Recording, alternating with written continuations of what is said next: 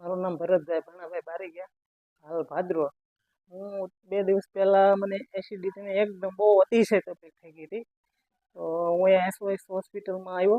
તો મને ઇમરજન્સી સારવાર મળી ગઈ ને આનો સ્ટાફ અને ડૉક્ટર કાતરિયા સાહેબ ને એના બધા માનો કે નાનાથી માને તમામ સ્ટાફ કે નર્સિંગ સ્ટાફ હોય કે પછી સાફ સફાઈના સ્ટાફ કે તમામ સ્ટાફનો ખૂબ ખૂબ આભાર માનું છું.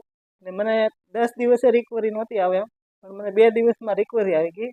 મને એક ખાલી નોઝર નાખી હતી અંદર ને સાહેબે કીધું કે ભાઈ આપણે 10 દિવસે તમારે મિનિમમ રોકાવું પડે એવી લાગે છે.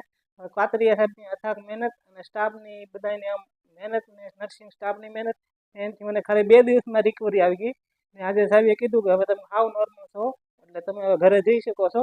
એટલે હું SOS હોસ્પિટલનો તમામ સ્ટાફનો બધા ડૉક્ટર સાહેબનો આભાર માનું છું. જય હિન્દ, જય ભારત.